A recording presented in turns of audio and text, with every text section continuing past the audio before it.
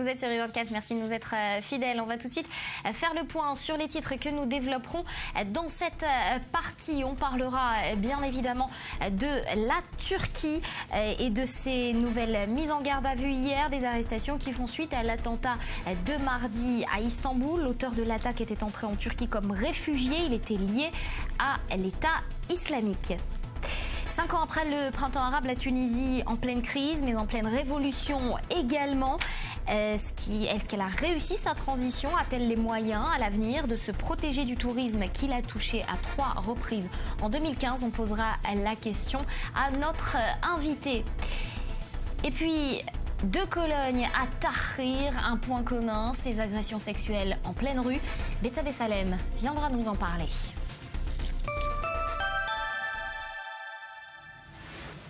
Voilà, merci de nous rejoindre. On va tout de suite avec vous, Julien, faire le point sur l'attentat de ce matin à Jakarta. Oui, il y a eu donc plusieurs explosions à la bombe apparemment dans la capitale indonésienne, faisant plusieurs morts. On déplore déjà 4 personnes tuées, un officier de police et 3 civils. Il faut encore être très prudent avec le bilan parce que apparemment les événements ne sont pas terminés. Le bilan pourrait être revu à la hausse au fur et à mesure que les heures passeront. Il y a plusieurs rumeurs qui sont relayées sur les réseaux sociaux par des témoins visuels. Certains affirment avoir vu un homme armé, d'autres avoir vu un attentat suicide. En tout cas, ce qui est confirmé à l'heure actuelle, ce sont des bombes, dont l'une près d'un café Starbucks. Le président indonésien a affirmé qu'il s'agissait d'actes terroristes et que notre nation et notre peuple ne devraient pas avoir peur. Nous ne serons pas vaincus par des actes terroristes. Et beaucoup de personnes relèvent, notamment des observateurs et de simples anonymes relèvent finalement qu'en ce moment, il y a un attentat par jour revendiqué par l'État islamique. Il n'y a pas encore de revendication claire, mais en tout cas, il devient compliqué pour beaucoup de personnes de se réveiller chaque matin avec ce genre d'informations. Ali Waked, une réaction à ce sujet. On a l'impression que c'était assez organisé. Qui pourrait en être l'auteur? Bon, les autorités indonésiennes, bien sûr, pointent l'État islamique qui a déjà menacé de vouloir attaquer l'Indonésie pour ce qu'il appelle la manque d'implication de la charia islamique. Et tous les signes montrent que c'est vraiment l'État islamique. C'est très intéressant, Nathalie, parce que du coup, on parle que l'État islamique est sur la défense en Irak et en Syrie. Et lui et l'organisation continue à développer ses cellules meurtrières presque partout dans le monde. Alors, un autre élément, puisque manifestement ce matin, un attentat en chasse un autre, et je le dis sans cynisme bien évidemment, plusieurs morts, plusieurs dizaines de blessés également, on parle d'une 40aine de blessés ce matin, dans un attentat à la voiture piégée qui aurait été perpétré par des rebelles kurdes cette fois contre un commissariat.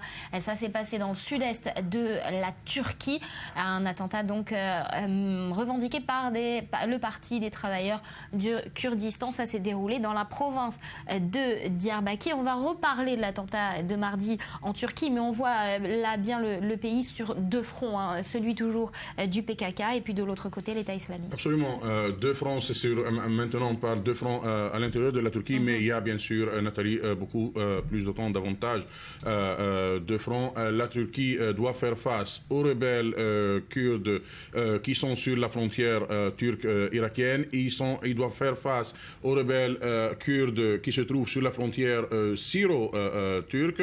Et bien sûr, l'État islamique qui menace la Turquie de la frontière irakienne, mais aussi, on a vu en Istanbul, qui peut opérer à l'intérieur de la Turquie. Et l'attentat d'Istanbul, la spécificité, c'est que l'État islamique n'a pas voulu juste tuer des innocents.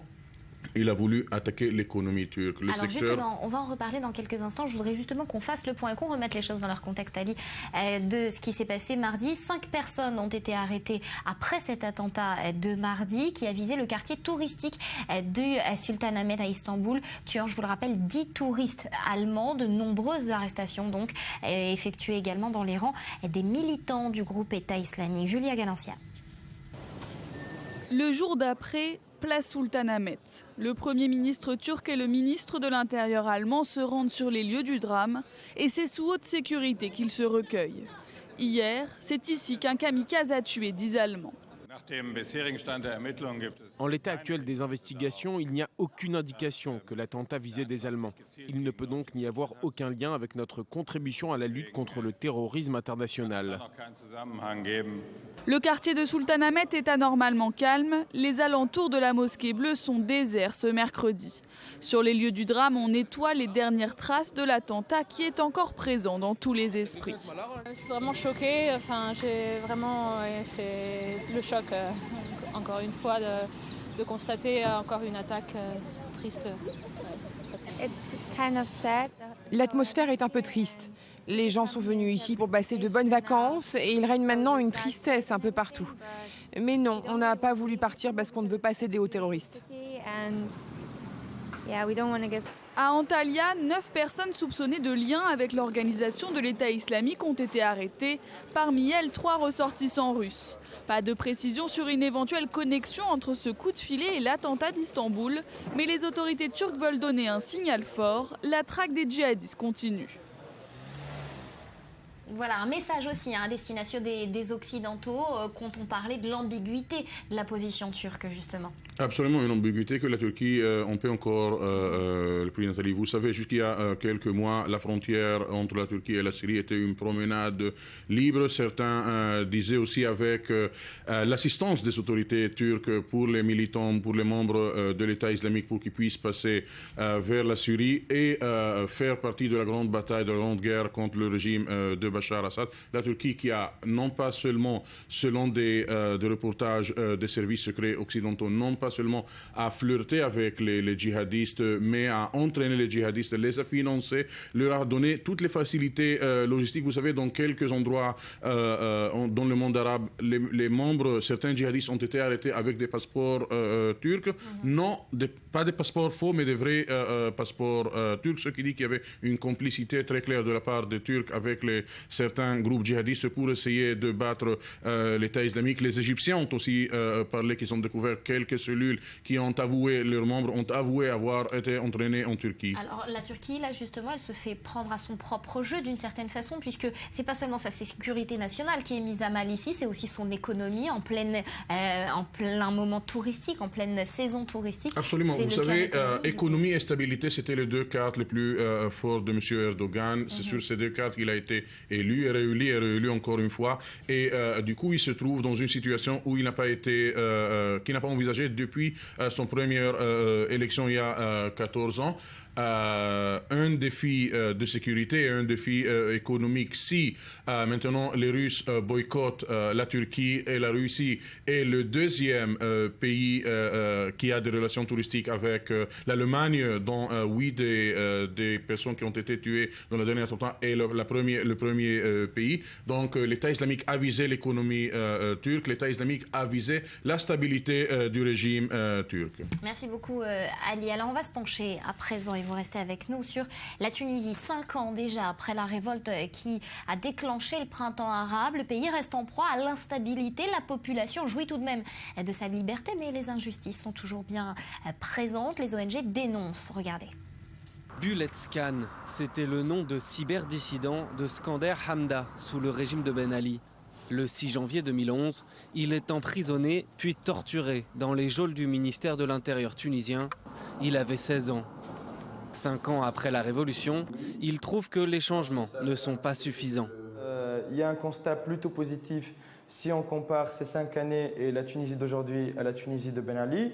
Mais par contre, si on compare la Tunisie d'aujourd'hui à la Tunisie de laquelle on a rêvé le 15 janvier matin après le départ de Ben Ali, là, le constat est plutôt décevant. La Tunisie est citée comme exemple après une transition politique réussie. Sa constitution, votée en janvier 2014, proclame de nombreux droits et libertés. Mais d'après l'analyste Michael Ayari, l'ensemble reste encore fragile. L'État doit se renforcer à mesure que la liberté se renforce. Et ce n'est pas l'État qui se renforce au détriment des libertés. Et ça, c'est quelque chose de très grave, puisque en dehors du déclaratif, en dehors de la Constitution, qui ne s'est pas encore, disons, développée sous forme de loi, de code civil, etc., il n'y a pas grand-chose. Et si l'État, à un moment donné, continue d'être dans cette perspective, il va considérer que pour se renforcer, il faut qu'il réduise les libertés. La loi antiterroriste, votée en juillet, prévoit notamment 15 jours de garde à vue sans accès à un avocat. Abdesattar Ben Moussa, prix Nobel de la paix et président de la Ligue tunisienne des droits de l'homme, s'inquiète de l'état des libertés dans le pays. Je crois qu'on craint quand même, c'est vrai, on craint que sous prétexte de combattre le terrorisme, on porte atteinte aux libertés. Et il y a maintenant des pratiques d'atteinte aux libertés. En 2015, la Tunisie a été touchée par 3 attaques majeures revendiquées par le groupe djihadiste État islamique et qui ont fait 72 morts, dont 60 touristes. Suite au dernier attentat en novembre, l'état d'urgence a été déclaré, puis prolongé, normalement jusqu'en février. Alors Ali, en un mot, pourquoi les combattants djihadistes qu'on retrouve au sein de l'État islamique, ils sont originaires de Tunisie? Parce que la Tunisie fait partie d'un endroit où les djihadistes, notamment ceux d'Al-Qaïda, ont investi beaucoup dans cette région du Maghreb. Donc on a une société islamique, mais aussi une société qui a des ONG, une société civile très forte. Et dans cette ambiguïté, on voit d'un côté, la Tunisie fournit le plus grand nombre de djihadistes à l'État islamique, mais de l'autre côté, une société civile qui a obligé l'Al-Nahda islamique de se retirer du pouvoir et de ne pas menacer de déstabiliser le pays. Merci beaucoup Ali pour ces explications ce matin. Et puis justement, une information qui vient de nous parvenir. Shimon Peres, l'ancien président de l'État d'Israël, a été hospitalisé à l'hôpital Sheba de Tel Aviv. Voilà donc pour cette information qui vient tout juste de nous parvenir.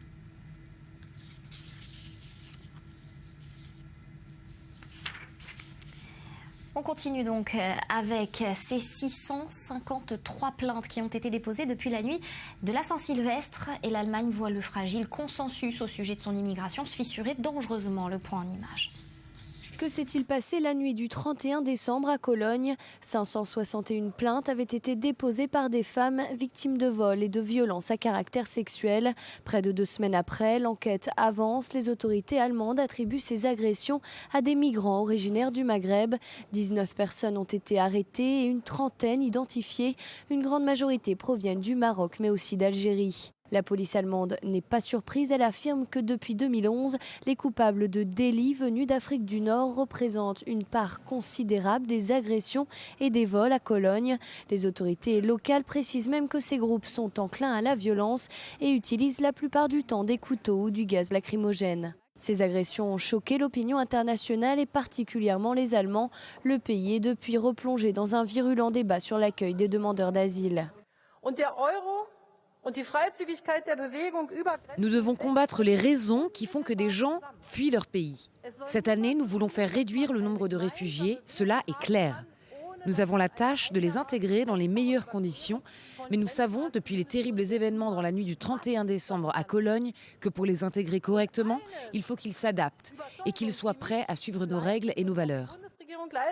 La chancelière allemande Angela Merkel a réaffirmé devant son homologue algérien les ressortissants maghrébins qui n'auront pas eu le droit d'asile en Allemagne devront être renvoyés le plus rapidement possible dans leur pays d'origine. L'immigration nord-africaine inquiète les autorités allemandes. Les migrants marocains et algériens sont en constante hausse dans le pays. Rien que pour le mois de décembre 2015, près de 3000 Marocains sont entrés dans le territoire. Et les agressions qui sont commises à Cologne, qui ont été commises à Cologne lors de la Saint-Sylvestre, qui conduisent à de tristes parallèles. Betsabé, bonjour, un parallèle notamment avec les agressions sexuelles de la place Tahrir, c'était en 2013. Ouais, bonjour Nathalie, alors au point que la télévision hongroise a fait carrément passer la place Tahrir pour Cologne. Voici les images que le JT de la chaîne publique M1 a présentées cette semaine comme une séquence qui aurait été filmée à Cologne et à Saint-Sylvestre. Alors on y voit vaguement une jeune femme blonde molestée par un groupe d'hommes.